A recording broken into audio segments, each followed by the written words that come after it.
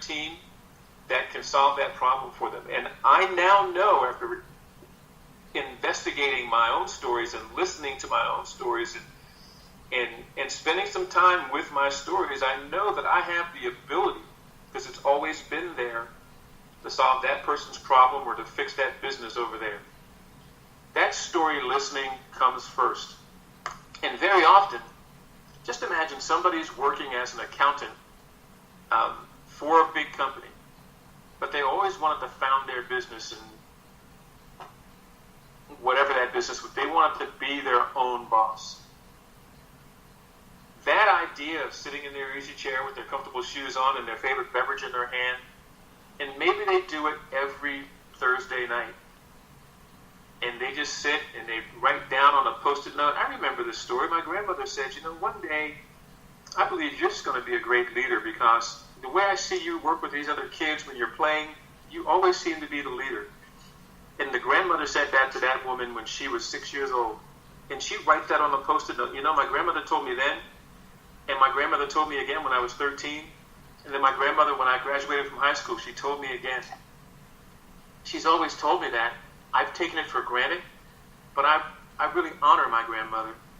And she saw something in me that now I'm going to use, because I know it's there, to go build the team, to lead the team, to solve the problems of those people or those businesses in the world, that things that have challenges that keep them awake at night. I can fix that and make them better, because I am a leader that can lead the team to do that. That's story listening. That's giving us the confidence to say, we're not just worthy, we're supposed to go do this in the world, because people have always told us to do this, and we've had evidence that we had that power all along. We just have to pause long enough to investigate our own story. Yes. And very often what happens is, it's like looking at yourself in the mirror. And every day we wake up and say, I'm an accountant. I look in the mirror, I see an accountant. After you listen to the stories, it's like changing the frame. And all of a sudden you look at yourself and you say, what? All the people have always told me that you're amazing when it comes to leading a project. My grandmother told me I was amazing at 6 years old at leading people and getting them to do things. I'm going to change my perspective on who I am, and I'm going to go with leader now. And I'm going to build a company and use that power that's always been there to make it happen. Well, you know what I'm thinking of? Sometimes when you have a person and they're not comfortable with their own story, to me that means they have some work to do on themselves. Because one thing about it, if you don't know your own story, you're not on a guided path, and you are definitely not going to be able to lead somebody else.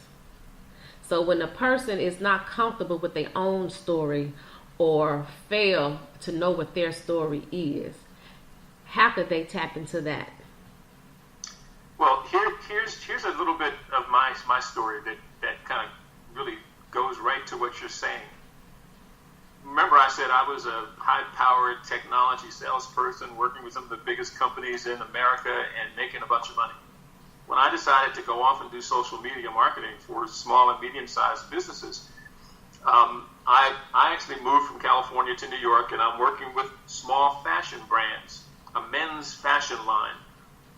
It was two sons of a guy who lived in China.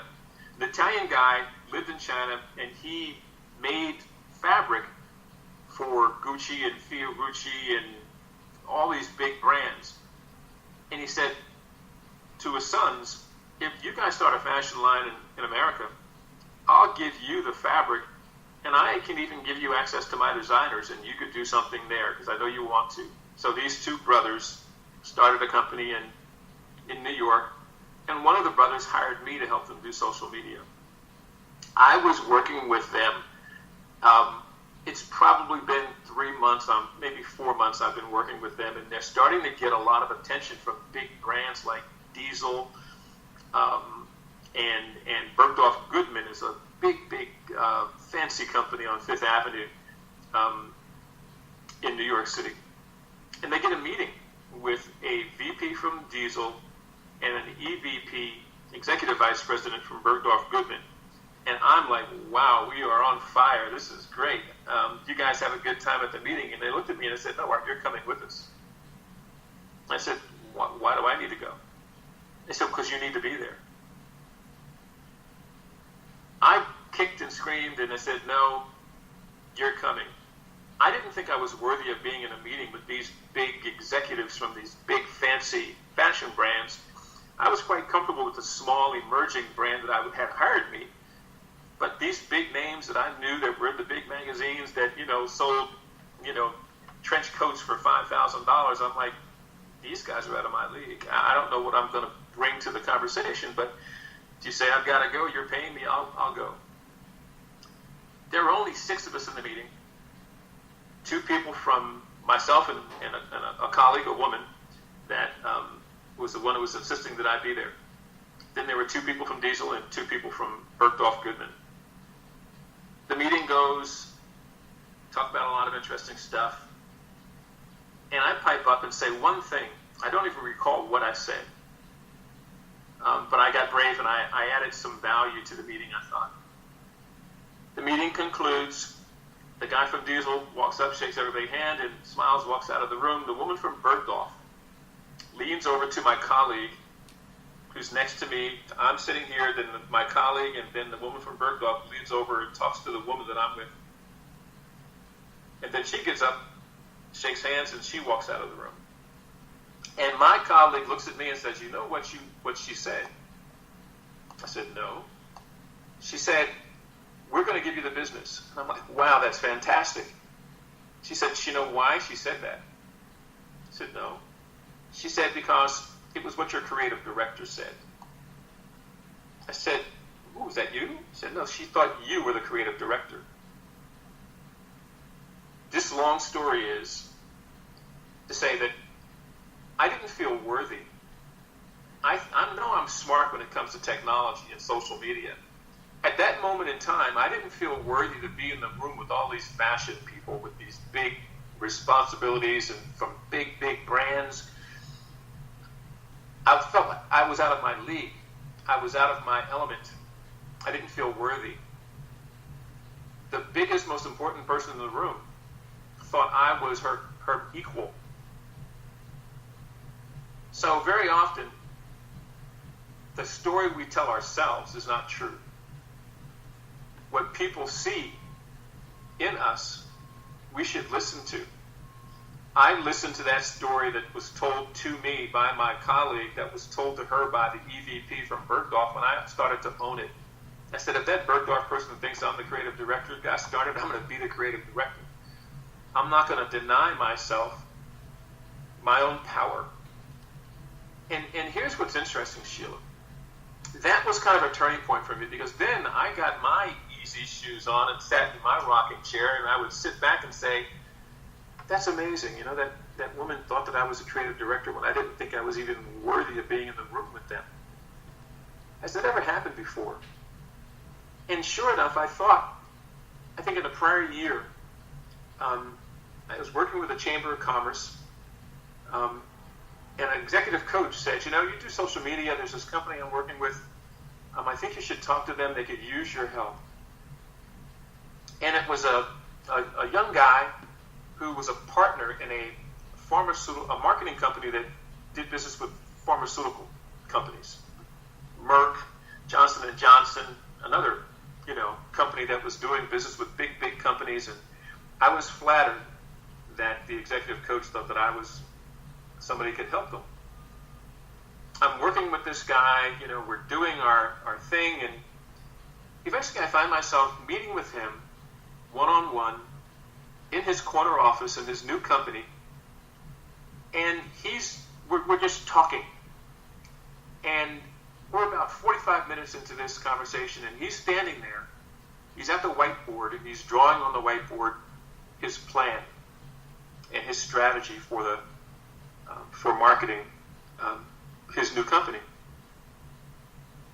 And I stop him and I say, you know what? I have to tell you, I am amazed. We've been sitting here for 45 minutes, almost an hour, and your office is covered in whiteboards, and you have covered those whiteboards with the most amazing well thought out and organized strategic plan imaginable. And I wanted to just say, I'm just amazed. And his back is still turned to me. He's still writing, and he stops writing, and he turns around and says, Art, do you know why I pay you to come and sit with me and talk strategy in these meetings? I pay you to be here with me because I can't do this without you in the room. And here again is somebody outside of me that's recognizing in me something that I was not honoring in myself. Just like the Bergdorf executive vice president thought I was a creative director, I was there to do social media. He had drawn me into doing more complex, more strategic thinking things and was paying me for that. And I wasn't taking credit for the value that I was bringing to him, but he was paying me for that. So the point I'm making is that those are two instances where I didn't feel worthy. I'm amazed by what he's doing on the whiteboard. He's amazed that he can do more because I'm helping him by asking thoughtful, insightful, and compelling questions. That's what I do. But it wasn't until I stopped and thought about what people have shared with me about my own superpowers. They would say, Art, that's amazing. And I would say, yeah, that's great, right? Let's talk about this. I would just let it roll off my back like water. And when you stop and you think about the stories that people have told you about how they perceive you, and you take the good ones and you put them in front of you and say, you know what? When I take these in total, I'm pretty amazing. I need to stop just taking these things for granted and just fluffing them off. And I can make a better narrative for myself. I can use them to fuel the story that I tell myself. And like a computer, when we take the program that people tell us about us and we put it in our computer as our operating system, we stand taller. We become more powerful. And over the course of about 2 years, I stopped and listened to the stories that had been told to me, and I put them in front of me, and I said, you know what? You're thinking that there's certain rooms that you don't belong in. Well, you do. I was never concerned about going into sit with a CEO or a CFO in a big company because that was technology. I had command of the technology. I knew business. When it came to fashion or it came to pharmaceutical marketing, I felt out of my element. The people in fashion and the people in pharma saw me as in my element and saw me as value.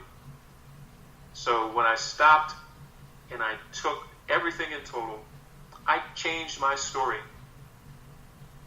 to bring my best power to bear and thrived because of it. And there's a saying that I like to repeat. I'm not sure who said this first, but I'll say it now. It's real simple. Change your story, change your world. I can really identify with that because I see so many people out there with so much potential. But the thing is, they don't see it and they don't believe in it. So for you, what was the pivotal point for you to change your story? To say to yourself, they see me in this light.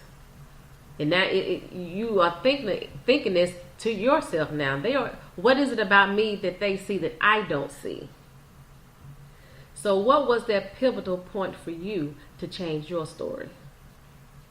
Well, I think it really was, it's a tribute to the people that I respected enough to listen to that would encourage me and say, look, you not only can do this, you're really good at this. Get in there. And it's like, as an athlete, we have coaches that teach us how to do whatever discipline that we're trying to get good at. It might be track and field, or soccer, or baseball, or volleyball, swimming, whatever that sport is. We don't start as superstars. We start not knowing what to do. A coach comes along and sees us trying and gives us